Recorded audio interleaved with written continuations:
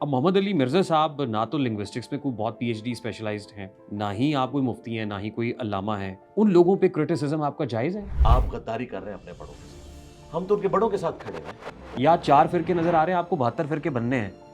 तो आप तनकीद कर के 7200 फ़िरके क्यों बनाते हैं? कुरान में आया कि फिरके बनाओ और कोएग्जिस्ट करो। कोएग्जिस्टेंस है? ये कहाँ लिखा हुआ है? 80% तो आपको अभी भी हनफी नज़र आते हैं। इमाम अबू हनीफा के मानने वाले 80% हैं। हम पाकिस्तानी हैं और वो है भारतीय इंडियन। यही इस बात का सबूत है कि अल्लाह तआला ने इनसे अपना हाथ उठा लिया। ये फख्र करते किससे थे से? कि इनसे 4 फिरके जिन्होंने बनाए थे, हनफी, शाफी, मालिकी, हम्बली, और काबा शरीफ को उन्होंने तोड़ दिया था। हुज़ूर एट द सेम टाइम सभी को मानना, इज़ इट पॉसिबल? आज तो कुरान पाक है कुरान और पाक आज है। इंजीनियर साहब हैं जो कुरान पाक की दावत को लेके चल रहे हैं। मैं बात कर रहा हूँ 18 से 24 की। ये इंजीनियर साहब जी जी। इमामों के, उलमाए कराम के, उलमाए दीन के बगैर इंजीनियर मोहम्मद अली मिर्ज़ा बन सकता था? मेरे नबी साहब है ही कोई नहीं, तेरे बाबे थे शाही कोई नहीं। अस्सलाम वालेकुम and a very warm welcome to RTS on 24+। मेरा ये पॉडकास्ट मुख्तलिफ इसलिए है कि इस पॉडकास्ट को रिकॉर्ड करने के लिए मैं अपनी टीम के साथ लाहौर से पहले संबड़ियाल सियालकोट के करीब पहुंचा, फिर हम अपनी गाड़ी को वज़ीराबाद डाला, वज़ीराबाद को क्रॉस करते हुए हम खारियाँ और फिर खारियाँ से जेहलम पहुँचे। जेहलम जिस मकाम पे मैं और मेरी टीम इस वक्त मौजूद हैं, ये कुरान और सुन्नत एकेडमी है, और कुरान और सुन्नत एकेडमी को चलाने वाले इसकी रूह रवा मेरे सामने बैठे हुए हैं। किसी तारुफ के मोहताज नहीं हैं, अपना एक ज़ाहिर एक अपनी शनाख्त रखते हैं, अपना एक तारुफ रखते हैं। इनके लिए कहते हैं ना कि नहीं मेरे तारुफ की ज़रूरत नज़र आ जाऊँगा, ख़ुद रोशनी हूँ। बड़ी फ़ैन फॉलोइंग है इनकी। एक मौल्लिम है, मुहक्किक हैं और मुबल्लिग हैं, इंजीनियर भी हैं। तो इंजीनियर मोहम्मद अली मिर्ज़ा साहब is sitting right in front of me. सबसे पहले तो बहुत बहुत शुक्रिया इंजीनियर साहब, अस्सलाम वालेकुम। वालेकुम अस्सलाम व रहमतुल्लाहि व बरकातुहू वला हौला वला कुव्वता इल्ला बिल्लाह। अल्लाहुम्मा सल्लि अला मुहम्मद व अला आलि मुहम्मद। रेहान भाई, आपको हमारी एकेडमी में वेलकम है। अपनी टीम के साथ अल्लाह का नाम लेके शुरू करें। Thank you very much for taking some time out from your busy schedule. सबसे पहले तो मैं आपकी इस वसातत से अपनी ऑडियंस को बताना चाहता हूँ कि इस पॉडकास्ट को रिकॉर्ड करने के लिए कोई 1 साल का जो सब्र आज़मा यूँ कह लीजिए कि वक्त है, जिसको पंजाबी में पेंडा कहते हैं ना, वो हमने काटा है 1 साल का। 1 साल से बार बार इनकी फ़िक्र पे भी क्या, इनकी एकेडमी पे भी फ़ोन कॉल आती थी, इनके दर पे दस्तक होती रहती थी, लेकिन ये दरवाज़ा आज खुला है। और हमारी खुशकिस्मती ये है कि यकम रमज़ानुल मुबारक पहला रोज़ा हमने इंजीनियर मोहम्मद अली मिर्ज़ा साहब के साथ इफ्तार किया है। अल्हम्दुलिल्लाह। उसके बाद इनकी इमामत में नमाज मग़रिब और फिर नमाज ईशा अदा की है। तो अली भाई, सवाल मेरे बड़े सादा से हैं और मेरी कोशिश भी होती है कि मैं सादा सवाल करूं। पहला सादा सवाल ये है कि, और मेरी दिलचस्पी ये जानने में इसलिए है कि मैं खुद एक इंजीनियर हूँ। You take pride in it कि अपने नाम के साथ आप इंजीनियर लिखते हैं। मैं नहीं लिखता, उसकी कोई ख़ास वजह नहीं है। इंजीनियर मोहम्मद अली मिर्ज़ा, आपकी वज़ाक़ता देख के, आपका काम देख के लगता था कि आपका नाम अल्लामा मोहम्मद अली मिर्ज़ा होगा, मुफ्ती मोहम्मद अली मिर्ज़ा होगा, लेकिन आप इंजीनियर मोहम्मद अली मिर्ज़ा लिखना पसंद करते हैं। इसकी क्या वजह है? देखिए, इसकी सबसे बड़ी वजह यह है कि जिस माहौल में हमने आँख खोली, हमने देखा डॉक्टर्स फ़खरिया अपने साथ डॉक्टर लिखना शुरू कर देते हैं। फ़र्स्ट ईयर में अभी एडमिशन होता है, लेकिन इंजीनियर्स अपने साथ इंजीनियर नहीं लिखते। तो मेरी ख्वाहिश थी कि हम अपने साथ इंजीनियर लगाया करें। जहाँ तक हमारी जो रिलीजियस एक्टिविटीज़ हैं इनका ताल्लुक़ है, उस पॉइंट ऑफ व्यू से मैं अपने साथ अल्लामा, मुफ्ती, मौलाना लिखने का अहल ही नहीं हूँ। उसके लिए अलग से एक डिग्री है जो मदारिस की है, और खुदा न खास्ता वो डिग्री मेरे पास होती तब भी मैं ये अल्फाज इस्तेमाल ना करता। हम रवायती सेटअप से हट कर लोगों को ये बताना चाहते हैं, पढ़े लिखे तबके को, कि एक इंजीनियर जो मैकेनिकल की फील्ड में है ऑनर्स के साथ, उसके बाद उसने एक डिफेंस की ऑर्गेनाइजेशन में ग्रेड 19 से रिटायरमेंट दी है और जॉब के दौरान ये अपना सारा सिलसिला चलाया, तो ये भी दीन को इस दुनिया के मामलात के साथ लेके चल सकता है, जिसे लोग दुनिया समझते हैं। हम तो रिज़्क़ हलाल कमाने को भी दीन ही समझते हैं। तो इसलिए मैंने अपने साथ इंजीनियर लगाना शुरू किया। इसका मकसद कोई अपनी डिग्री का इजहार नहीं था, बल्कि ये इजहार था कि किसी मदरसे की आउटपुट ये बंदा नहीं जो आपके सामने बैठा है और आपको दीन सिखा रहा है, बल्कि आपकी तरह यूनिवर्सिटीज़ का माहौल देखा है इसने, कॉलेजेस का माहौल देखा है, और उसके बाद उसने ये डिसाइड किया कि एक पढ़े लिखे तबके तक दीन की बात ahsan तरीके से बिल्कुल इस पैटर्न पे पहुंचाई जा सकती है जिस तरीके से हम اپنی دنیاوی تعلیم کو لے کے چلتے ہیں. انجینئرنگ یونیورسٹی میں میں اپنی کلاس کے نوٹس بناتا تھا, ابھی تک میرے نوٹس چلتے ہیں, اور یہ کمپیٹنسی میں نے یہاں پر بھی یوز کی, کمپیریٹیو اسٹڈی بکس پڑھ کے, اس کے بعد ایک اس کا آپٹیمل سولوشن اور اس کو مینیجبل فارم میں پوائنٹس کی شکل میں پبلک کے سامنے رکھا. آپ چونکہ خود بھی کیمیکل انجینئر ہیں, مجھے تو آج ہی پتہ چلا, بڑی خوشی ہوئی. تو انجینئرز کو ایک ایج حاصل ہے ڈاکٹرز کے اوپر بھی, باقی لوگوں کے اوپر بھی, کہ ان کی جو انالیسس کرنے کی صلاحیت ہے وہ عام لوگوں سے بڑھ کر ہوتی ہے اپنی تعلیم کی وجہ سے. اور الحمدللہ میں نے اس پہ بھی امپلیمنٹ کیا, اور قرآن و سنت کی تعلیمات آپ نے دیکھی ہیں کہ بغیر کسی چندہ بک کے, بغیر کسی فرقے کے, بغیر کسی مدرسے کے, ایک بندہ اکیلا سوشل میڈیا پہ اٹھتا ہے اور چھا جاتا ہے. آپ کی اس گفتگو میں 3-4 باتیں ہیں جن پہ بات کرنا ڈیٹیل میں بہت ضروری ہے, لیکن اس سے پہلے میری انجینئرنگ فرٹرنٹی کے لیے, کیونکہ میرے جو انجینئر دوست ہیں وہ بھی جاننا چاہتے ہیں کہ انجینئر محمد علی مرزا صاحب نے جو انجینئرنگ کی تعلیم ہے وہ کس یونیورسٹی سے حاصل کی ہے؟ میری انیشلی جو تعلیم ہے وہ UIT لاہور میں کچھ عرصہ کے لیے میں نے پڑھا, لیکن میرا انٹرسٹ تھا میکینیکل انجینئرنگ میں, اور وہ بھی ٹیکسلا میں. اسی دوران مجھے وہاں سے جب آفر آئی تو پھر میں نے ڈاکومنٹس نکلوا کے انجینئرنگ یونیورسٹی ٹیکسلا سے اپنی میکینیکل انجینئرنگ کی ہے. 1995 کا میرا سیشن ہے. جون 2000 میں میں ڈگری کر کے فارغ ہوا. اس وقت انجینئرنگ کی ڈگری 5 سال میں ہوا کرتی تھی, پولیٹیکل اختلافات کی وجہ سے یونیورسٹیز کا بند رہنا, اب تو 4 سال میں مکمل ہو جاتی ہے. تو انجینئرنگ یونیورسٹی ٹیکسلا سے میری میکینیکل میں آنرز کے ساتھ انجینئرنگ ہے. اس کے بعد میں نے ماسٹر ڈگری بھی اپنی تعلیم کے دوران کی پروجیکٹ مینجمنٹ میں, لیکن وہ آلموسٹ آدھی کمپلیٹ کی تھی. تو اس کے بعد میرے ساتھ وہی کچھ ہو گیا جو من چلے کے سودے میں ارشاد صاحب کے ساتھ ہوا. میرا اس طرف رجحان بڑھ گیا, تو پھر میں نے بقیہ کی ڈگری اپنی چھوڑ دی اور اسے کنٹینیو کیا. یہ کیسے ہوا؟ Was it your personal choice? ہاں جی, میری پرسنل چوائس تھی. میرا دین کے ساتھ شغف جو ہے وہ میٹرک کی لائف سے تھا, کتابیں پڑھنے کا, اور تھرو آؤٹ انجینئرنگ یونیورسٹی میں اپنی تعلیم کے اوپر بھی کمپرومائز نہیں کرتا تھا. ٹاپ 10 پوزیشن میں میری پوزیشن رہتی تھی, اور میں ساتھ بکس پڑھنے کا شیدائی تھا. پھر جب میں 2000 میں فارغ ہوا, اس دوران آلموسٹ کوئی 1-1.5 سال جاب کی تلاش میں تھا. اس دوران میں نے صحیح بخاری, صحیح مسلم پڑھنی شروع کر دی.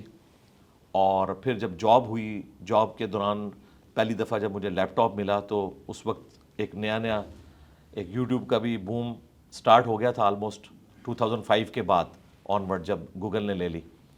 تو میں جو صوت القرآن چینل ہے PTV پہ چلتا تھا, فتح محمد جلندری صاحب کا ترجمہ, اور مراج الدین خان صاحب کی آواز میں, بہت پیاری آواز ہے ان کی, جو پریزنٹیشن ہے قرآن پاک کو اردو میں وہ ایکسٹراڈنری ہے ایز کمپیئر ٹو باقی لوگوں کی. تو وہ میں نے سننا شروع کیا. اس کے بعد ڈاکٹر اسرار صاحب سے تعارف ہوا, اور آہستہ آہستہ پھر میرا شغف اس طرف ہوا کہ جو کچھ میں نے سیکھا ہے اسے پریکٹیکلی ویڈیو کی شکل میں ریکارڈ کروایا جائے. 2008 میں آلموسٹ ریکارڈنگ شروع ہوئیں پراپرلی. پھر 2010 میں قرآن کلاسز سٹارٹ ہوئیں, اور وہ بھی ویب کیم کے اوپر لیپ ٹاپ کے. جو ہماری HD ریکارڈنگز ہیں وہ 2016 کے بعد منظر عام پہ آنا ہونی شروع ہوئی. آپ نے اپنی ابتدائیے میں کہا کہ خدا نہ خواستہ اگر میں مفتی یا علامہ ہوتا تو تب بھی مفتی یا علامہ اپنے نام کے ساتھ نہ لکھتا. اس کی کوئی خاص وجہ ہے یا یہ اتنا زیادہ یہ ہیٹرڈ ٹورڈز؟ نہیں, وہ نہیں ہے. اسے میری نفرت نہ آپ سمجھیں, وقت کا تقاضا سمجھیں, کیونکہ دیندار طبقے کی حرکتوں کی وجہ سے یونیورسٹیز اور کالجز کے لوگ متنفر ہو چکے ہیں. ہم خود متنفر تھے. ہم نے اس پورے سسٹم کو بڑا کلوزلی آبزرو کیا. ایک تو ان کے کردار کی وجہ سے, دوسرا جو یہ ایک دوسرے کی تکفیر کرتے ہیں, ایک دوسرے کے پیچھے نمازیں نہیں پڑھتے. ہم خود یہی کچھ کرتے رہے. 5 سال انجینئرنگ یونیورسٹی میں نے اپنی مسجد جو ہاسٹل کی تھی اس کے امام کے پیچھے نماز نہیں پڑھی. وہ دیوبندی تھا, ہم بریلوی تھے اس وقت, باپا جانی والی جماعت میں. اپنی جماعت الگ سے کرواتے تھے اور اسے ثواب سمجھتے تھے. 2002 میں عمرے کے لیے گیا, امام کعبہ کے پیچھے نماز نہیں پڑھی, مسجد نبوی کے امام کے پیچھے نماز نہیں پڑھی. اور یہ میرا کوئی ذاتی ایشو نہیں تھا, یہ ہمارے علماء نے ہمیں بتایا تھا, یہ نجدی ہیں, گستاخ رسول ہیں, ان کے پیچھے نماز نہیں ہوتی. تو یہ جو تکلیف ہے نا مجھے اس چیز کی, کہ جس طرح انہوں نے ایک دوسرے کے خلاف نفرت بھری. ایک ہے علمی اختلاف, وہ آپ کر سکتے ہیں, لیکن یہ نفرت کہ اس کے پیچھے نماز نہیں ہوتی, یہ جہنمی ہے, اس تکلیف نے مجھے اس پہ مجبور کیا کہ میں اپنے ساتھ اس قسم کا کوئی ٹائٹل نہ لگاؤں. اور سیم چیز اس طرف سے بھی ہے. مفتی اعظم سعودیہ کا بھی فتویٰ ہے کہ بریلویوں کے پیچھے نماز نہیں ہوتی. یہ نہ سمجھے کہ یہ ون سائیڈڈ ہے، دونوں طرف سے ہے، بلکہ سارے فرقوں کا آپس میں. اس میں ایک ٹالرنس اگر ہے تو صرف شیعہ مکتب میں ہے. ان کے نزدیک آپ کسی مکتب فکر کے پیچھے بھی نماز پڑھ لیں، آپ کی نماز ہو جاتی ہے. سعودیہ سے اتنا اختلاف ہے ان کا، اس کے باوجود وہ حرم مکہ اور حرم مدینہ میں امام کعبہ اور مسجد نبوی کے امام کے پیچھے نماز پڑھتے ہیں، کیونکہ ان کے بڑوں کے فتوے یہ ہیں کہ نماز ہو جاتی ہے. ہم جو کہ اہل سنت سے بلٹ اپ ہمارا ہوا تھا تو ہم تو اسے حرام سمجھتے تھے. اس وجہ سے یہ ایک دکھ ہے، اسے نفرت نہ سمجھیں، یہ دکھ ہے. اور اگر مجھے یہ بات پتہ چل گئی ہے کہ انہوں نے دین کے ساتھ یہ کچھ کیا تو میں پھر اپنے گھر میں نہیں بیٹھا، میں نے پوری دنیا کو چیخ چیخ کے بتایا کہ دین کے نام کے اوپر انہوں نے آپ کے ساتھ کھلواڑ کیا ہے اور صدیوں سے کر رہے ہیں. آپ کی ہاسٹل کی مسجد کے امام دیوبندی تھے اور آپ اس وقت آپ کا زور تھا کہ اس وقت میں بریلوی تھا، اس لیے ان کی امامت میں نماز پڑھنا آپ نے گوارا نہیں کیا. جی جی. اس وقت آپ بریلوی تھے، آج آپ کیا ہے؟ آج سمپل مسلم. اور یہ سلوگن میرے نبی سا ہے ہی کوئی نہیں، تیرے بابے تھے شاہ ہی کوئی نہیں. اس میں وہ سارے بابے داخل ہیں جنہوں نے رسول اللہ کے نام کے اوپر دین کو فرقوں میں بانٹا اور ایک دوسرے کو کافر ڈکلیئر کیا. اور وہ بابے جو رسول اللہ کے ساتھ وفاداری کر گئے، یعنی کہ یہ امام بخاری، امام مسلم، یہ باقی لوگ، یہ ہمارے بزرگ ہیں اور ان کے قدموں کی خاک ہماری آنکھوں کا سرما. سن 61 ہجری میں جب ایک واقعہ ہوتا ہے، واقعہ کرب و بلا، تو اہل سنت اور اہل تشیع جو مکتبہ فکر ہے وہ تو اس وقت جنم لے لیتا ہے. دو فرقے تو موجود ہیں، آپ کا کسی فرقے سے کوئی تعلق نہیں؟ ہاں، فکر کے اعتبار سے ہم اپنے آپ کو اہل سنت کہتے ہیں، فکر کے اعتبار سے، فرقے کے اعتبار سے نہیں. فرقہ یہ ہے کہ اہل سنت جو فرقہ ہے وہ اہل تشیع کو گمراہ اور جہنمی سمجھتا ہے. اہل سنت فکر یہ ہے کہ وہ قرآن و سنت اور اجماع امت کو اتھارٹی مانتے ہوئے اہل بیت اور صحابہ کے فہم کے مطابق اپنے دینی معاملات کو لے کے چلتے ہیں، لیکن کسی کی تکفیر نہیں کرتے، صرف ان کی گمراہی ان پر واضح کرتے ہیں. اور یہ ایک ایسی تقسیم ہے جو 61 ہجری میں رسول اللہ کی وفات کے 50 سال بعد ہوگی، یہ میں نے نہیں کروائی. دو گروپ بن گئے، ایک خلافت کے نظام کو لے کے چل رہے ہیں، دوسرے امامت کو. اس تقسیم میں اگر آپ دیکھیں تو میں اہل سنت کی فکر پر ہوں، فرقہ اہل سنت نہیں، فکر پہ. اس لیے ہم نے یہاں پر اہل سنت کی کتابیں احادیث کی رکھی ہوئی ہیں، لیکن اہل تشیع کو ہم مسلمان سمجھتے ہیں. اور ہماری اور اہل تشیع کی جو کامن بک ہے وہ ہم نے سب سے اوپر رکھی ہوئی ہے، قرآن اور اہل بیت غدیر خم پر بھی، قرآن حجت الوداع کے موقع پر بھی. رہا سنت کا معاملہ، آپ اہل سنت کی احادیث سے اسے ڈرائیو کریں یا اہل تشیع کی، 80 to 90% چیزیں کامن ہیں. ڈاکٹر عامر لیاقت رحمہ اللہ تعالیٰ، میں انہیں پائنیئر سمجھتا ہوں اس ماڈرن ایج میں، کہ انہوں نے میڈیا کے ذریعے جو دین کی ڈسکشن ہے اپوزٹ فرقوں کی، اس کو ایک ٹیبل پہ کروایا. یہ ان کا کریڈٹ ہے اپنی تمام کمزوریوں کے باوجود. اس سے پہلے لوگ آمنے سامنے نہیں بیٹھتے تھے. جب ہم لوگ کالج یونیورسٹی میں پڑھتے تھے، ہم کبھی بھی کسی دوسرے فرقے کے عالم کو سننے کے لیے نہیں جاتے تھے. اب تو سوشل میڈیا ہے نا، وہ ویڈیو خود بخود ہمارے موبائل میں پہنچ جاتی ہے. اس زمانے میں ایسا نہیں ہوتا تھا. تو عالم آن لائن جو جیو پہ لگتا تھا، وہ ایک سمجھ لیں پہلا مائل سٹون تھا جو اچیو ہوا، اور اس کے بعد یہ سارے سلسلے شروع ہوئے. اس میں نیگیٹو چیزیں بھی چند چیزیں آئیں کہ ایک فرقے کو اوپر کر کے باقیوں کو نیچا کرنے کی کوشش کی گئی، لیکن اوورآل اس کا فائدہ یہ ہوا ہے کہ سنی شیعہ کی جب آپ گفتگو سنیں مختلف مسائل پہ، سینکڑوں اس کے پروگرام ہیں، آپ کو 90% مسائل ایک جیسے نظر آئیں گے. لوگوں نے سوچنا شروع کیا یار ہم تو سمجھتے تھے کہ شیعہ جو ہیں یہ کسی اور دین کے ماننے والے ہیں، اور شیعہ نے سمجھا کہ اہل سنت جو ہیں وہ اہل بیت کو نہیں مانتے. تو وہاں پر تو آپ کو کامن چیزیں نظر آتی ہیں. جب آپ ایک مکتبہ فکر کو فالو کرتے ہیں تو نیچرلی آپ اس پہ کاربند ہوتے ہیں، آپ اس کو درست سمجھتے ہیں. جب آپ اس کو درست سمجھتے ہیں تو دوسرے میں آپ کو کچھ کجیاں، کوتاہیاں، کمیاں دکھائی دیتی ہیں. یہ نیچرل ہے. تو جب آپ ایک پہ قائم ہوتے ہیں تو دوسرے کو آبویسلی آپ سمجھیں گے کہ اس میں کمی ہے، کوتاہی ہے، تو میں اس اپنے مکتبہ فکر کو فالو کر رہا ہوں. جی ایسے آپ نے اس کانسیپٹ پہ ہوں ایسے تو اس میں کیا پرابلم ہے؟ اگر کچھ مکاتب فکر آپ یہ سمجھتے ہیں کہ ہمارا جو فرقہ ہے وہ ٹھیک ہے اور دوسرا غلط کر رہا ہے تو یہ نیچرل ہے. تو آپ تنقید کیوں کرتے ہیں سر؟ مجھے ان سے اختلاف یہ ہے کہ یہ کافر کہتے ہیں اور کہتے ہیں یہ جہنمی ہے، اسلام سے نکل چکے ہیں، ان کے پیچھے نماز پڑھنا حرام، انہیں چندہ دینا حرام، ان کی مسجد میں جائیں تو مسجد والے دھوئیں گے مسجد کو. رفع الیدین کرنے والا اگر کسی بریلوی کی مسجد میں چلا جائے، آج بھی انڈیا میں ایسی مساجد ہے، پاکستان میں تو گاؤں ایریا میں بہت زیادہ تھی، اب تھوڑی سی ٹالرنس آئی ہے، اور کتابوں میں تو ان لوگوں نے لکھا ہوا ہے کہ ایک دوسرے کی مساجد کو انہوں نے کہا ہے کہ عبادت گاہیں ہیں، یہ مساجد نہیں ہیں. یہ اختلاف ہے. اگر یہ علمی اختلاف رکھتے نا اور کہتے کہ ان کا موقف ان کے نزدیک زیادہ بہتر ہے، ہمارے نزدیک یہ موقف بہتر ہے، لیکن ہم ایک دوسرے کے پیچھے نماز پڑھیں گے، نکاح طلاق کے معاملات بھی ہمارے آپس میں چلیں گے، خوشی غمی پہ بھی ملیں گے، ایک دوسرے کو کافر نہیں سمجھیں گے، کو ایگزسٹ کریں گے، جس طرح کے ہمارے پولیٹیشنز کرتے ہیں. شادی بیاہ کے موقع پہ آپ کو P T I, known league, Jamaat Islami, سارے سیاستدان ایک جگہ ہنستے مسکراتے ہوئے نظر آئیں گے، تقریریں ایک دوسرے کے خلاف کریں گے، لیکن جب ان کی خوشی غمی ہوتی ہے تو سارے ایک جگہ پہ جمع ہو جاتے ہیں. لیکن فرقوں والے ایسا نہیں کرتے. یہ رمضان نشریات میں جمع ہوتے ہیں اور ریئل ٹائم ہمارے پاس انفارمیشن ہے ان اینکرز کی طرف سے کہ جیسے ہی نماز مغرب کا ٹائم آتا ہے نماز اپنی اپنی پڑھتے ہیں. کے ایف سی اور میک ڈونلڈ سے منگوایا ہوا کھانا ایک جگہ پہ بیٹھ کے کھاتے ہیں، نماز نہیں ایک جگہ بیٹھ کے پڑھتے. اور اگر پڑھ لیں تو ان کے ساتھ والے دوسرے بڑے علماء کہتے ہیں کہ آپ نے ان کے پیچھے نماز پڑھ لی، آپ اپنا نکاح دوبارہ کریں. پچھلے دنوں مفتی منیب الرحمان صاحب، ان کے خلاف کتنی کمپین چلی ہے کہ آپ نے ایک دیوبندی فرقے کے امام کے پیچھے نماز پڑھی ہے، تجدید نکاح بھی کریں، تجدید ایمان بھی کریں. اگر مفتی منیب جیسے ماڈریٹ بندے کے بارے میں اس کے ماننے والے جو اس وقت مفتی اعظم ہیں بریلویوں کا، ان کے اپنے علماء کہہ رہے ہیں کہ آپ کا نکاح ٹوٹ گیا، تو مجھے آپ کو کس نے ایکسیپٹنس دینی ہے؟ یہ نفرتیں ان میں. علی بھائی، آپ کی امامت میں نماز مغرب ادا کی تو آپ نے ہاتھ باندھے ہوئے تھے، نماز عشاء ادا کی تو ہاتھ چھوڑ کے جی الحمدللہ. آپ امامت کر رہے تھے. کیا بتانا چاہتے ہیں؟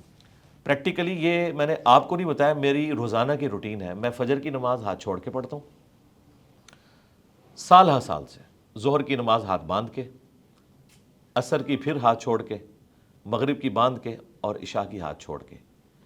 میں دونوں سنتوں پر عمل کرتا ہوں. نبی صلی اللہ علیہ وآلہ وسلم سے ہاتھ باندھ کے نماز پڑھنا بھی ثابت ہے، ہاتھ چھوڑ کر بھی. اہل سنت کے ہاں، اہل تشیع تو صرف ایک طریقے پہ ایمفیسائز کرتے ہیں ہاتھ چھوڑنے پر، اگرچہ جو ان کے ماڈریٹ علماء ہیں وہ کہتے ہیں کہ ہاتھ باندھنے بھی جائز ہیں.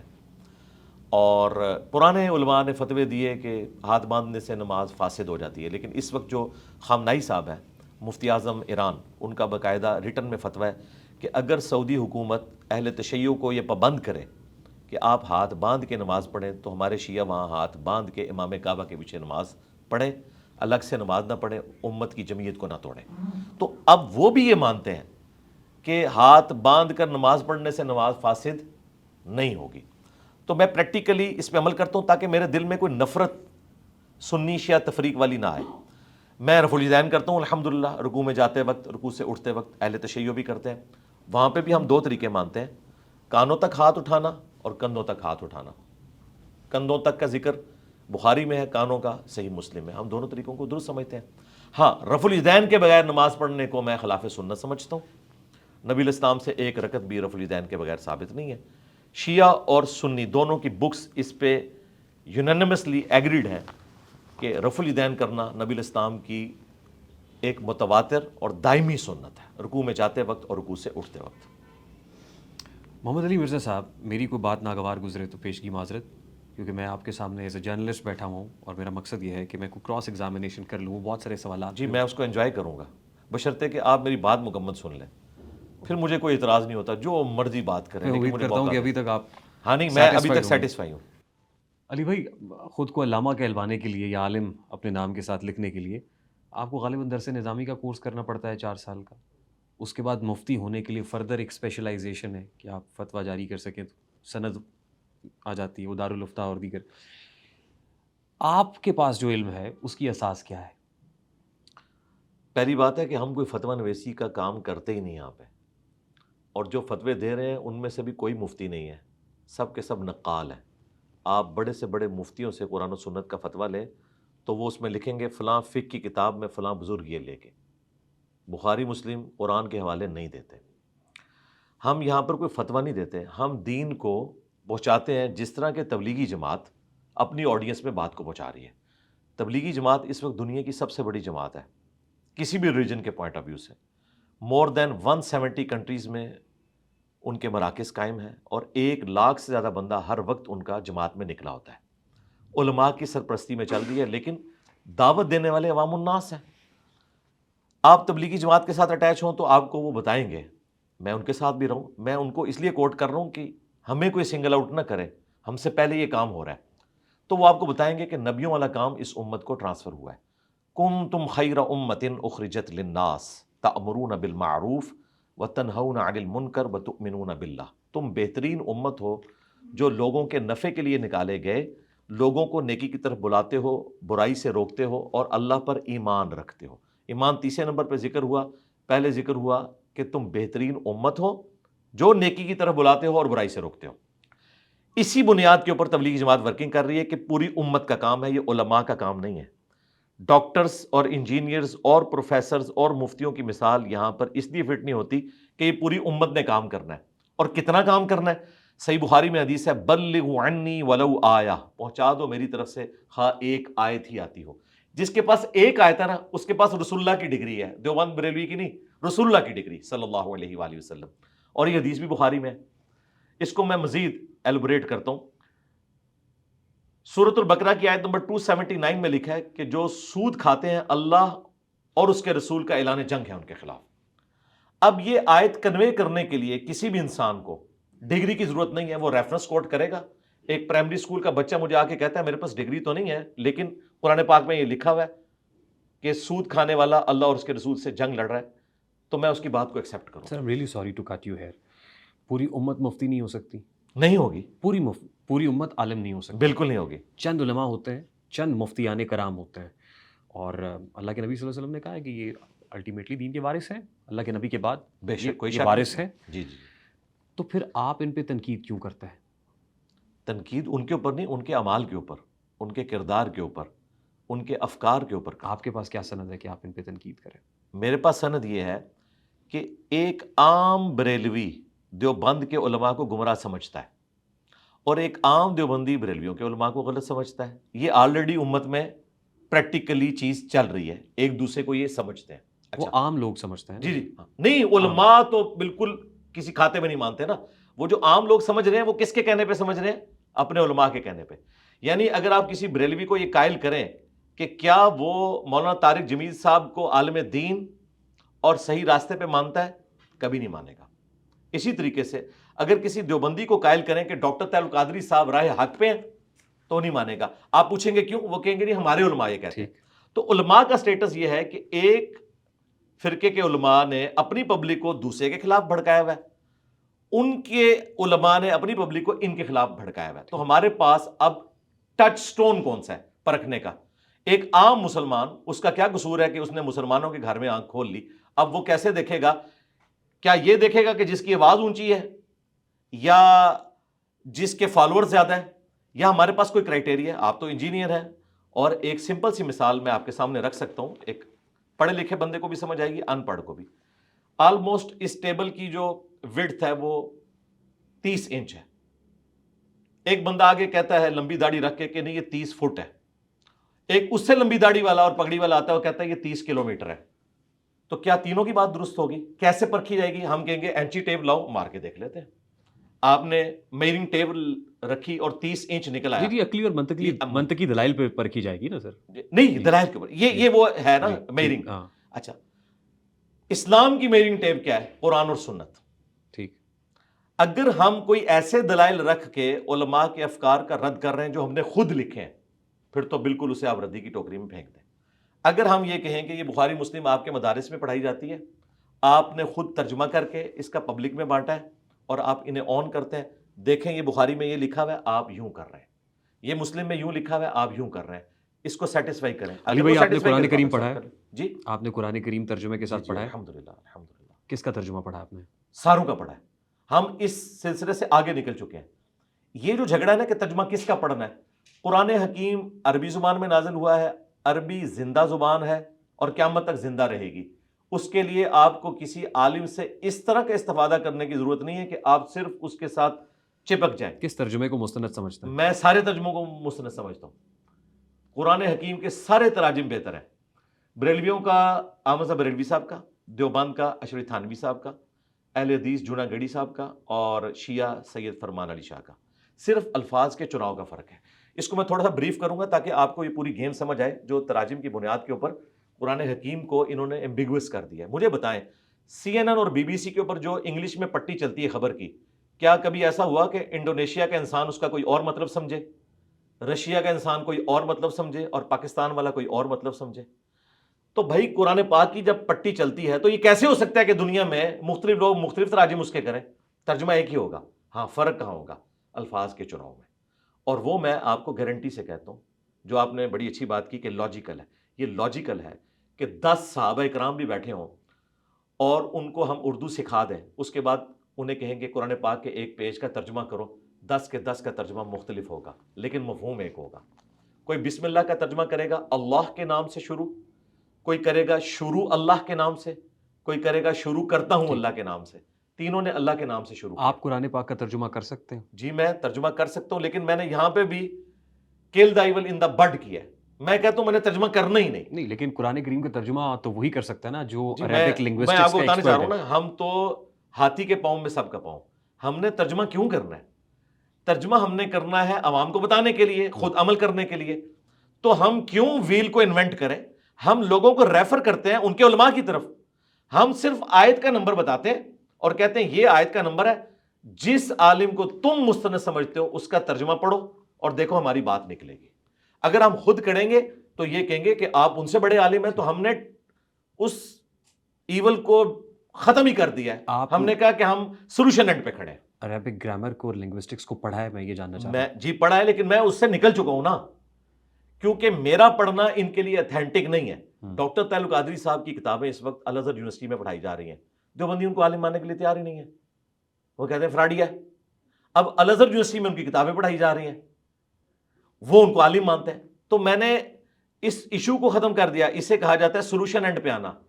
ہم ان کو یہ کہتے ہیں کہ یہ قرآن کی آیت ہے, آپ کا جس پہ دل ٹھکتا ہے اس کا ترجمہ پڑھ لیں, آپ کو وہی بات ملے گی جو ہم آپ کو کنوے کرنا چاہ رہے ہیں. ہم خود ترجمہ کریں گے تو آپ تو آپس میں ایک دوسرے کا ترجمہ نہیں مانتے ہیں, ہمارا کیوں مانیں گے؟ اور دوسرا, ترجمہ کرنا آج کی ڈیٹ میں کوئی ایسی بڑی چیز ہی نہیں ہے. گوگل میں جائے سب کچھ موجود ہے. لہٰذا ہم نے ویل کو انوینٹ نہیں کیا, آلریڈی جو موجود تھا. میں نے تو حدیث کی کتاب بھی کو نہیں لکھی. آپ نے امام احمد رضا خان بریلوی صاحب کا ذکر کیا, جلندری صاحب کا ذکر کیا, سب عربک لنگوسٹکس کے جو ایکسپرٹس ہیں, سب اپنی اپنی جگہ پہ ظاہر ہے بہت بڑی پرسنالٹیز ہیں, اور انہوں نے ترجمہ کیا, وہ اس پہ اوپر ملکہ رکھتے تھے. اب محمد علی مرزا صاحب نہ تو لنگوسٹکس میں کوئی بہت پی ایچ ڈی اسپیشلائزڈ ہیں معذرت کے ساتھ, نہ ہی آپ کوئی مفتی ہیں, نہ ہی کوئی علامہ ہیں, کوئی اس طرح کی سند نہیں رکھتے ہیں. ان لوگوں پہ کرٹیسزم آپ کا جائز ہے جو آلریڈی لنگوسٹکس کو سمجھتے بھی ہیں, عربک کو بھی بہتر سے. یہ جو علماء ہیں, علماء کرام ہیں آج کے جو بڑے علماء جنہوں نے تراجم کیا, ان کی بات کریں. آج کے علماء بھی, آج کے علماء کو ہم یہ بتا رہے ہیں, آج کے ہم علماء کو یہ بتا رہے ہیں, ہم آج کے علماء کو بتاتے ہیں کہ دیکھیں آپ جن کے نام کے اوپر اپنا دھندا چلا رہے ہیں نا, اپنے بڑوں کے نام کے اوپر, وہ تو قرآن کی اس آیت کو یوں ٹرانسلیٹ کرتے ہیں, آپ غداری کر رہے ہیں اپنے بڑوں کے ساتھ. ہم تو ان کے بڑوں کے ساتھ کھڑے ہوئے ہیں. ہم نے تو الگ سے اپنی کوئی مسجد نہیں بنائی, کوئی چندہ بک نہیں بنائی. آپ اس پرابلم کو سمجھیں کہ ہم سولوشن اینڈ پہ ہیں. ہم ہمیشہ یہ کوٹ کرتے ہیں, میں نے جتنی دفعہ کوئی کرٹیکل آیت کوٹ کی ہے تو اعلیٰ حضرت احمد صاحب بریلوی کا ترجمہ شو کیا ہے. میں تو سولوشن اینڈ پہ کھڑا ہوں نا, میں تو یہ کہتے ہی نہیں ہوں کہ میں نے ترجمہ کرنا ہے, میں یہ کہتا ہوں جس کو آپ مانتے ہیں. اب اگر آج کے علماء اپنے بڑوں کے باغی ہو گئے تو میرے باغی نہیں ہوئے. ان کو میں بتا رہا ہوں کہ دیکھیں احمد صاحب بریلوی صاحب نے یہ ترجمہ کیا تھا, آپ ان کے باغی ہو چکے ہیں. تھانوی صاحب نے یہ ترجمہ کیا تھا, آپ اپنے تھانوی صاحب کے باغی ہو چکے ہیں. ضرورت کیا ہے آپ کو کسی کو باغی یا غدار کہنے کی؟ جی جی میرا سوال لے لیجیے. آپ کو کیا ضرورت ہے کسی کو باغی کہیں, غدار کہیں؟ فرقے لیجیٹمیٹ ہیں, فرقے بننے ہیں, 72 فرقے نہیں بنیں گے؟ جی جی بنیں گے نا سر. تو آپ 7200 فرقے کیوں بناتے ہیں؟ نہیں, ہم نے تو بنایا ہی نہیں نا.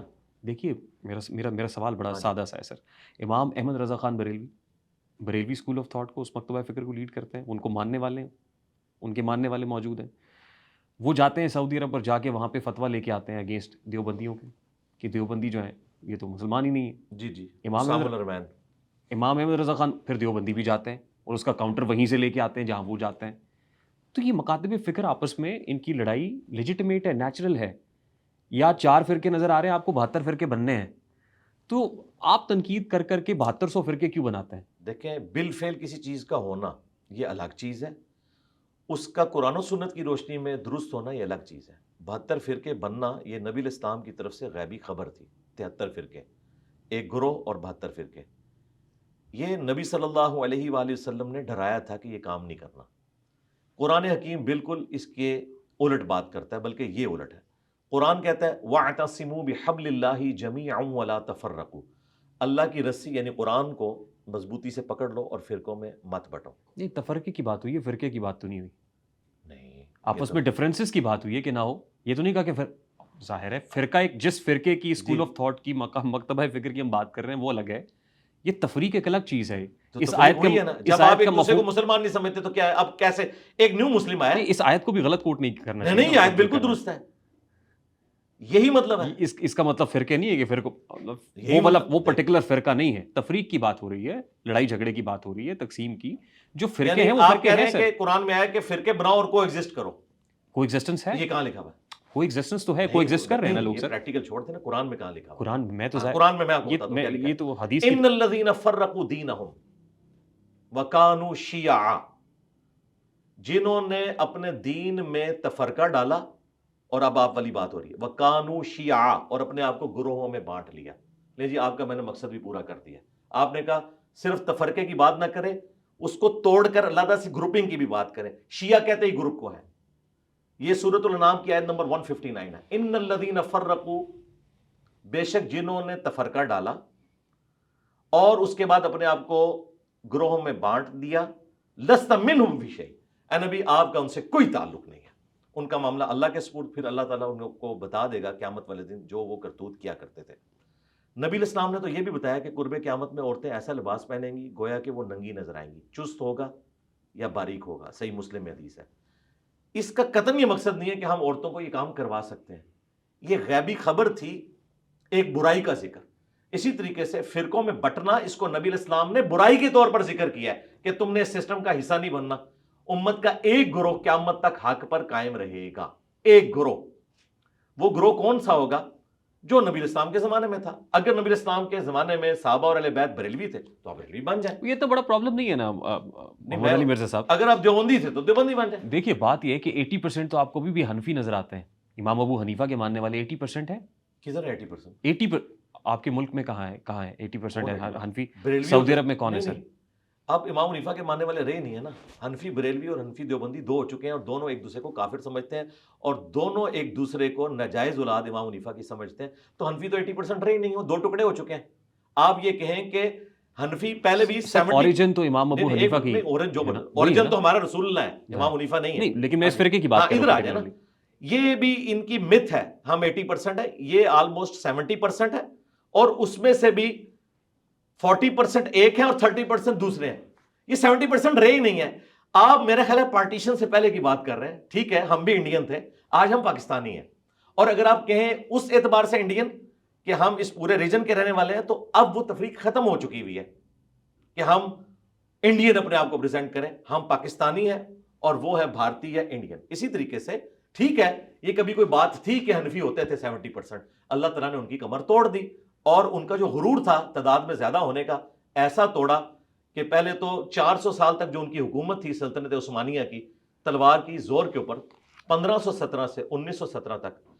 ورلڈ وار 1 کے بعد اس کو الٹوایا اللہ تعالیٰ نے. اس میں سے خیر یہ نکلا، جہاں کہیں کمزوریاں بھی آئیں ورلڈ وار 1 کی، یہ خیر نکلا. 400 سال تک انہوں نے کعبے میں 4 مسلح ڈالے. حنفی، شافعی، مالکی، حنبلی، ان کی پکچرز ویڈیوز موجود ہیں.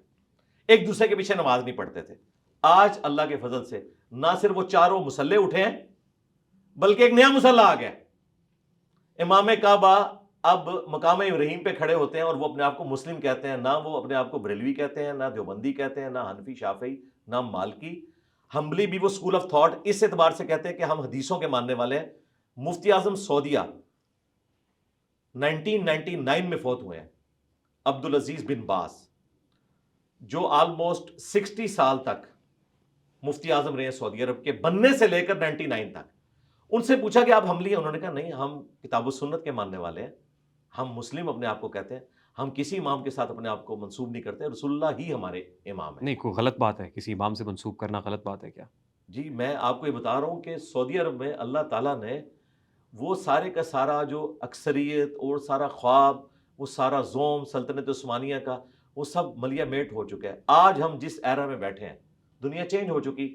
یہی اس بات کا ثبوت ہے کہ اللہ تعالیٰ نے ان سے اپنا ہاتھ اٹھا لیا. یہ فخر کرتے کس سے تھے کہ ان سے 4 فرقے جنہوں نے بنائے تھے، حنفی، شافعی، مالکی، حنبلی، اور کعبہ شریف کو انہوں نے توڑ دیا تھا. چاروں اماموں کی بات کر رہے ہیں؟ نہیں، اماموں کی نہیں، ان کے نام پہ. ہم جب کرسچینٹی کو کرٹیسائز کرتے ہیں تو جیسس کرائسٹ کو نہیں کر رہے، کرسچینٹی کو کر رہے. ان اماموں کو ماننا غلط ہے؟ اماموں کو ماننا تو دین ہے، اماموں کی ماننا اصل بات ہے. اماموں نے کہا کہ آپ بھی قرآن و سنت کو فالو کرو، ہمارے فتووں کو نہ دیکھو، بلکہ دیکھو جو کتاب و سنت میں آئی ہے بات اس کو فالو کرو. ٹھیک. اماموں نے یہ کہا. تو ہم تو اماموں کو مانتے ہیں، بلکہ اماموں کی بھی مانتے ہیں. کیا امام شافعی، احمد بن حنبل، امام مالک، امام حنیفہ قبر سے نکلیں اور وہ دیکھیں کہ 400 سال تک انہوں نے ہمارے نام پہ کعبے میں 4 امام کعبہ بیک وقت کھڑے کیے ہیں. باقی نمازوں میں تو یہ کام چلا لیتے تھے، مغرب ساروں کی اکٹھی ہوتی تھی، نمازوں میں ایمبیگوٹی کا شکار ہو جاتے تھے. ایک امام جو ہے وہ سجدے میں جا رہا ہے، دوسرا جو ہے وہ کھڑا ہو رہا ہے، ایک ہی بات دوسرے کان میں پڑتی تھی، نمازیں ان کی ڈسٹرب ہو جاتی تھی. اور یہ اللہ تعالیٰ نے پچھلی صدی میں معاملہ ختم کیا 1926 میں. اس سے پہلے تو حالات ہی کوئی نہیں تھے. آج ایک گورا مسلمان ہو کر سعودی عرب جائے اور وہاں کعبے کو، جو مسلمانوں کی یونٹی کی علامت ہے، ہمارا فخر ہے نا کہ ہم دنیا میں ایک طرف منہ کر کے نماز پڑھتے ہیں، اور اس کا اینڈ رزلٹ یہ نکلے کہ جہاں منہ کر کے نماز پڑھتے ہیں ادھر ہی 4 امام کھڑے ہوئے ہیں. تو اس پہ تو اوس پڑ جائے گی کہ بھائی یہ تو دین ایک ہے ہی نہیں ہے، 4 ٹکڑوں میں بٹا ہوا ہے. تو اللہ کا شکر ہے یہ 400 سال تک بھی رہا. اس وقت کوئی ریحان بھائی اس وقت کے کسی انجینئر محمد علی مرزا سے پوچھیں تو یہ کہیں گے دیکھیں اللہ کی مرضی سے ہو رہا ہے، یہ 4 امام جو ہیں دیکھیں اللہ نے بہاریں کی ہوئی ہیں. لاکھ سمجھائیں کہ یہ آپ نے تفرقہ کیا ہوا ہے.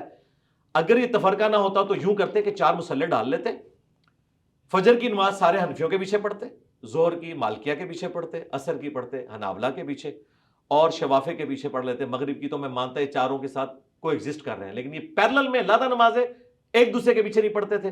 اعلیٰ حضرت کے خلیفہ نے بہار شریعت لکھی ہے آلموسٹ کوئی 25-30 سال میں، فقہ حنفی کا انسائکلوپیڈیا اسے کہتے ہیں. اس میں آپ حج والا چیپٹر نکالیں، پاکستان بننے سے پہلے انہوں نے یہ کتاب لکھی تھی. اس میں آج تک پرنٹ ہو رہا ہے. الیاس قادری صاحب باپا جانی دعوت اسلامی والے پرنٹ کر رہے ہیں. خانہ کعبہ شریف کا نقشہ بنا ہوا ہے اور 4 مصلے ڈلے ہوئے ہیں، اور لکھا ہوا ہے کہ آپ نے حنفی مصلے پہ جا کے نماز پڑھنی ہے. حضور ایٹ دا سیم ٹائم سبھی کو ماننا، از اٹ پاسبل؟ نہیں، ہم کہہ رہے ہیں کہ سبھی کو نہیں ماننا چاہیے، صرف رسول اللہ کو ماننا چاہیے. اور پھر آپ کہہ رہے ہیں کہ اماموں کی بھی ماننی چاہیے؟ اماموں کی ماننی چاہیے. اماموں کی یہ بات ماننی چاہیے کہ انہوں نے یہ کہا کہ ہمارے فتووں کو قرآن و سنت پہ پیش کرو، جو رسول اللہ کے مطابق ہو لے لو، جو اس کے خلاف ہو چھوڑ دو. But I am sorry, I am getting confused. نہیں، آپ کنفیوز کریں بات نہیں ہے. آپ سمجھ سکتے کیا آپ، میں یا دنیا کا کوئی بھی مسلمان یہ جرت کر سکتا ہے کہ رسول اللہ کی حدیث کے ہوتے ہوئے وہ اپنا فتویٰ لکھ دے؟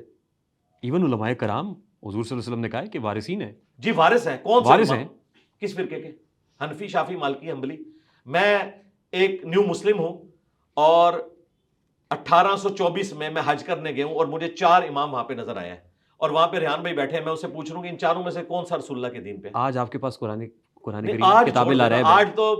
آج تو قرآن پاک ہے، اور آج انجینئر صاحب ہیں جو قرآن پاک کی دعوت کو لے کے چل رہے ہیں. میں بات کر رہا ہوں 1824 کی. یہ انجینئر صاحب جی اماموں کے، علماء کرام کے، علماء دین کے بغیر انجینئر محمد علی مرزا بن سکتا تھا؟ نہیں، ہم تو ان کی لیگیسی کو آگے لے کے چل رہے ہیں. میں آپ سے جو سوال پوچھ رہا ہوں ایک کاؤنٹر کوسچن سمجھانے کے لیے کہ 1824 میں وہاں جاؤں اور یہاں سب 4 مصلے مجھے نظر آئے، اور ایک نیو مسلم کی حیثیت سے میں آپ سے پوچھوں کہ مجھے بتاؤ اسلام کون سا ہے.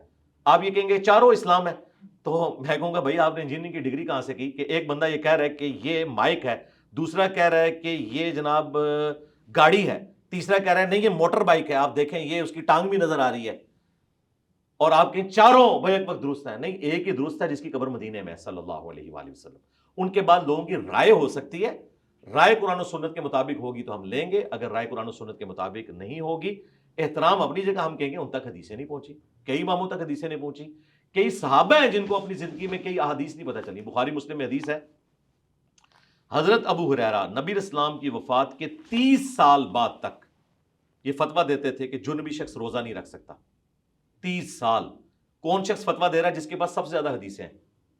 حتیٰ کہ جب سیدہ عائشہ تک بات پہنچی تو انہوں نے کہا کہ اللہ تعالیٰ ابو ہریرہ پہ رحم کرے. نبی اسلام تو اپنی بیویوں سے صحبت کرتے تھے، جنبی ہوتے تھے، اور سحری کرنے کے بعد جب فجر کی اذانیں ہو جاتی تھی، طلوع فجر، پھر غسل اتارتے تھے. تو ابو ہریرہ کس طرح کہہ رہے کہ جنبی روزہ نہیں رکھ سکتا؟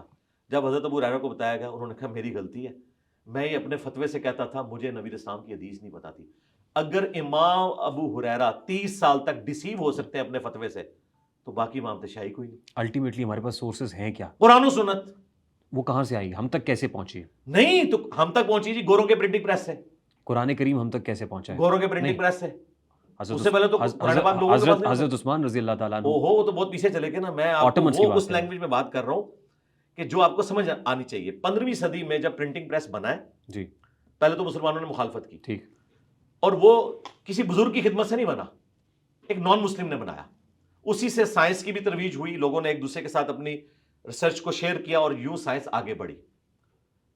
ہم مسلمانوں نے جب اسے اڈاپٹ کیا تو آج میرے پاس قرآن اس شکل میں موجود ہے. اس میں کسی بزرگ کی کوئی کنٹریبیوشن نہیں ہے اس کو کتابی شکل میں اس لیول پہ لانے پہ. یہ کیسے کہہ سکتے میں آپ کو بتاتا ہوں, ثابت کرتا ہوں. اگر آپ کوئی مجھے بزرگ پیش کریں جس نے پرنٹنگ پریس بنایا ہو, جس نے کاغذ کی صنعت ایجاد کی ہو. یہ لوگ قرآن کس طرح لکھتے تھے؟ چمڑوں کے اوپر, کاغذ کے اوپر. اس وقت تو نہیں لکھا جاتا تھا, چھال کے اوپر لکھا جاتا تھا. اور اگر قرآن آپ کو ایک جگہ پہ جمع کرنا ہے تو آپ کو کئی کمرے چاہیے تھے. یہ کاغذ کی صنعت مسلمانوں نے بنو عباس کے دور میں جب وزڈم آف حکمہ بنا تو اس کو رشیا سے اور چائنا سے انہوں نے ایکسپرٹس کو بلایا. ان میں سے کچھ لوگ مسلمان ہوئے, انہوں نے کاغذ کی صنعت دی. اسی لیے آپ کو حدیث کی کتابیں بھی بعد میں نظر آ رہی ہیں. پہلے اس طرح نہیں تھا, کرائمنگ کے ذریعے چیزیں ٹرانسفر ہوتی تھی. کرائمنگ کے ذریعے جو نالج ٹرانسفر کیا صحابہ تابعین تبع تابعین نے, وہی تو ہم نفع اٹھا رہے ہیں. لیکن یہ جو بعد کے لوگ کھڑپینچ بنے ہوئے ہیں کہ ہماری کنٹریبیوشن ہے, تو ہم پوچھتے ہیں کہ اگر کنٹریبیوشن اس چیز کو جسٹیفائی کرتی ہے کہ آپ کی غلط بات بھی ہم مانیں, تو پرنٹنگ پریس والے کی کنٹریبیوشن کیا ضرورت ہے سر؟ آپ کے پیچھے کتابیں لا رہا ہے, بے عیب پڑی ہوئی ہے. وہ آپ کو اس مسئلے کا نہیں پتا, بڑا گمبھیر مسئلہ ہے. یہ لوگ یہ کہتے ہیں کہ چونکہ ہمارے بزرگوں نے آپ کے باوجداد کو یہاں کلمہ پڑھایا نا, یہ چیز جسٹیفائی کرتی ہے کہ ہمارے بزرگ اگر آپ کو کہیں نا قبروں کے آگے جھکو تو آپ جھک جاؤ. تو ہم بتاتے ہیں کہ کسی شخص کا کلمہ پڑھانا یہ اس کے خود ولی اللہ ہونے کی دلیل نہیں ہے, ورنہ ڈاکٹر ذاکر نائک نے آج ہزاروں ہندوؤں کو کلمہ پڑھایا ہے. بریلوی دیوبندی تو اسے گمراہ سمجھتے ہیں. آپ کا اشارہ کس کی طرف ہے؟ یہ پیچھے شعر لکھا ہوا ہے, میرے نبی صلی اللہ علیہ وآلہ وسلم سا ہے ہی کوئی نہیں, تیرے بابے تے شاہی کوئی نہیں. کس کو کہہ رہے ہیں آپ؟ ہر اس شخص کو جو رسول اللہ کے مقابلے پہ اپنے بابے کو لے آئے. مثلا میں کہوں کہ ایاک نعبد و ایاک نستعین, اے اللہ عبادت بھی تیری کریں گے, دعا بھی صرف تجھی سے کریں گے. اور وہ آگے سے کہے کہ سن فریاد پیراں دیا پیرا, میری فریاد سنی کن دھر کے ہو. سلطان باؤ کا وہ شعر پڑھ دے کہ وہ عبد القادر جیلانی سے مدد مانگتے تھے, تو میں کہوں گا کہ بھئی میرے نبی سا ہے ہی کوئی نہیں, تیرے بابے تے شاہی کوئی نہیں. نبی نے ہمیں یہ نہیں سکھایا. نبی نے ہمیں سکھایا ایاک نعبد و ایاک نستعین, اور دعا میں مدد کے لیے اللہ کو پکارا ہے, یا حی یا قیوم برحمتک استغیث حسبنا اللہ و نعم الوکیل.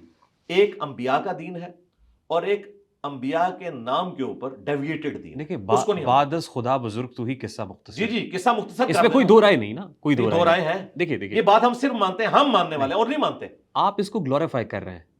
یہ ڈیڈ ایڈ کی مسجد نہیں ہے, جب سب کو پتا ہے نبی صلی اللہ علیہ وآلہ وسلم کے ساتھ کمپیریزن تو بابے کا بنتا ہی نہیں ہے. نہیں پتا, میرے نبی سا ہے ہی کوئی نہیں, تیرے بابے تھے شاہی کوئی نہیں. میرے نبی نے فرمایا کہ آپ نے قبروں کو پکا نہیں کرنا, ان پہ عمارت نہیں بنانی اور ان پہ نہیں بیٹھنا.